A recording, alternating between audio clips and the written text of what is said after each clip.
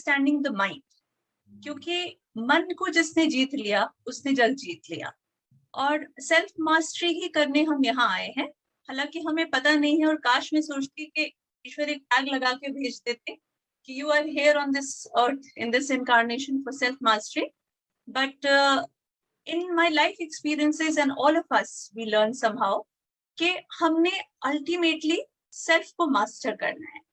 और सेल्फ को मास्टर करने का जो फर्स्ट स्टेप है वो माइंड को मास्टर करने से होकर निकलता है। तो आज के इस टॉपिक में हम बात करेंगे सेल्फ मास्टरी के। Doctor Ranjan, everything is visible? Doctor, Yes. that's great. Okay. Yes, Let me just start.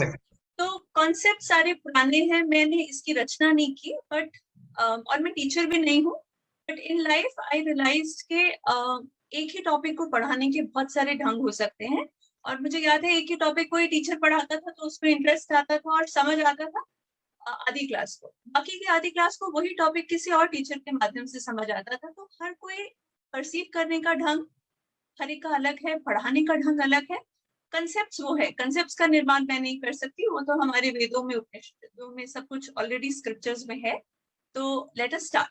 अब आती है बारी, मुझसे साल भर पहले एक सवाल पूछा गया, और ये मेरे मेंटर हैं, और इनका मेंटरशिप में मेरा यही रोल है कि इन्होंने आके मेरे से एक सवाल पूछा, ऐसे ही मेरी किसी टॉक के देखने के बाद, कि मन क्या है।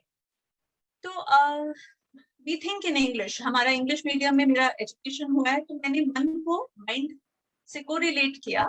और जो मुझे माइंड के बारे में पता था कि there is emotional body, there is this, these are thoughts, there are feelings, there is perception, तो मैंने वो सारी जो डिटेल्स थी वो उनको व्हाट्सएप के ऊपर लिख के भेज दी, जो मुझे लगा कि मुझे माइंड के बारे में पता है।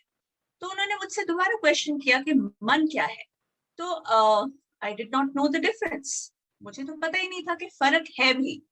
तो उन्होंने मुझे कहा पढ़ो, और मुझे साल भर लग गया पढ़ने में और समझने में कि वो मुझसे आखिर करवाना क्या चाह रहे थे। तो अच्छे गुरु की सबसे बड़ी निशानी ये होती है कि वो आपको स्पून फीडिंग नहीं कराते, वो आपको एक इशारा भर कर देते हैं और उसके बाद आपको आपका रास्ता ढूंढने के लिए छोड़ देते हैं। समय समय पे मैं उनसे गाइडेंस भी लेती रही, और उनसे गाइडेंस लेने का भी ढंग बहुत मजेदार था कि मुझे लगता था कि जब मैं सही रास्ते पे होती थी तो एक शाबाशी मिलती थी और बड़ा अच्छा लगता था गुरु की शाबाशी से, और जब मैं गलत रास्ते पे जा रही होती थी तो वो चुप हो जाते थे और मुझे समझ आ जाता था कि मुझे शायद इस रास्ते पे कुछ और ढूंढना पड़ेगा। तो अब हम बात करते हैं मन की। अब मन में क्या है? हम मनुष्य हैं, मनुष्य मन से बना है, और हम मनुष्य हैं तो हम कहते हैं मनुष्य की योनि बहुत मुश्किल से मिलती है। और मन के बारे में पढ़ना इसलिए बहुत जरूरी है क्योंकि हमें इस समय मनुष्य योनि मिली हुई है, और मनुष्य में मन के माध्यम से ही हमने परमात्मा को साधना है। तो mind is the entity which is required to contemplate God.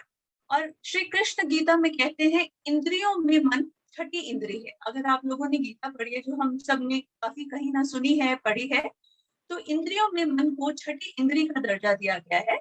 और फिर वही बात कहूंगी, जिसने मन जीत लिया उसने जग जीत लिया। तो अगर सेल्फ मास्टरी हमने करनी है, सेल्फ को पहचानना भर भी है, तो हमें मन के रास्ते से होकर निकलना पड़ेगा। तो आज के टॉपिक का ये है इंट्रोडक्शन। अब अगर मैं आपसे बात करूं what are the functions of the mind, तो मुझसे जब ये सवाल पूछा गया तो मैंने इसको कहा the functions of the mind as you can see on the screen are thinking, feeling, imagination, visualization, reasoning, logic, analyzing, judgment, memorizing and reproducing those memories. छोटे छोटे एक दो फंक्शंस और होंगे, I might have missed, but अगर मैं मोटे मोटे तौर पे कहूँ तो ये सारे मन के फंक्शंस हैं। तो जब मैंने सोचा कि ये मन के फंक्शंस हैं, तो मेरे मन में पहला सवाल आया कि then what is the difference between the mind and the brain? We are students of science. We have studied the brain, we have dissected it. We know that there are different parts of the brain and different parts of the brain have different functions. तो फिर मन में और brain में अंतर क्या है, ये क्वेश्चन मेरे दिमाग में आया. And when I studied further, there was a very reasonable difference between the mind and the brain. सबसे पहले हम सब लोगों ने डिसेक्शन किए, जो डॉक्टर्स रहे हैं, we have dissected the mind, the brain, and we all know that it is situated inside the skull. ठीक है, तो हम ब्रेन को टेंजिबली हमने उसको पकड़ के देखा है, उसको काटा है, there was hypothalamus, there was pituitary, there was this frontal cortex. But अगर मैं आपसे कहूँ कि मन कहाँ सिचुएटेड है पूरी बॉडी में, तो कोई बता सकता है कि मन कहाँ है situated? Where is the mind situated? तो mind is something which is situated throughout the body. Mind की कोई जगह नहीं। तो हमने फंक्शंस में बात की थी perception. Every cell that is inside the body has the ability to perceive. आपने वो देखा, अमीबा को आप थोड़ा सा टच करें, वो दिखाते हैं एक्सपेरिमेंट्स में, तो there is retraction of the pseudopods. तो every cell in the mind body has a memory also. तो अगर मैं मन का क्षेत्र कहूँ तो मन तो पूरे शरीर में ही फैला हुआ है, जबकि जो हमारा ब्रेन है वो हमारे स्कल के अंदर है, और जो हमारी स्पाइनल कॉर्ड है वो हमारी स्पाइन के अंदर। अब brain is entity which is tangible. आप इसको हाथ लगा सकते हैं, छू सकते हैं, देख सकते हैं। पर मन एक सूक्ष्म एंटिटी है, it is a intangible entity. मोटी मोटी भाषा में कहें तो जैसे कि कहा, इंद्रियों में मन छठी इंद्री है, तो mind is the faculty, where is the brain is the hardware of, it is the hardware, वो प्रोसेसिंग यूनिट। अब मन की डेथ नहीं होती। मैं I will explain this further, but we all know that there is brain death, and that is how we say the person is dead. So death में भी मन के कुछ हिस्से ऐसे रह जाते हैं जो पूरी तरह से मरते नहीं है, और वही हमारी इनकारनेशंस का कारण बनते हैं। तो that is the difference between the mind and the brain, and I hope I am making it clear at this point. फिर क्वेश्चन आता है कि अगर ब्रेन माइंड एक चीज नहीं है, then what is the mind?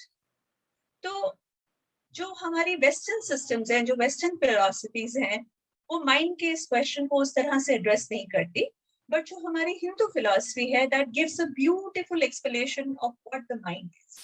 Now the mind is an interface between the tangible and intangible.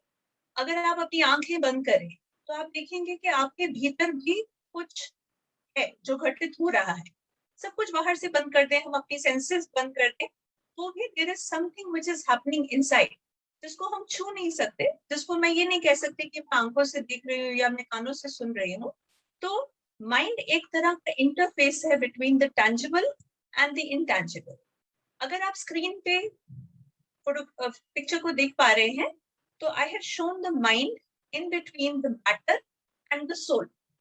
अगर आप देखेंगे तो कलर का सीक्वेंस भी मैंने थोड़ा थोड़ा अलग रखा है। अगर सोल का कलर देखें तो it is a lighter shade, it is a lighter shade. Why? Because soul is a very high frequency entity, और जितना फ्रीक्वेंसी हाई रहता है उसका मटेरियल वर्ल्ड में मैनिफेस्टेशन उतना कम रहता है।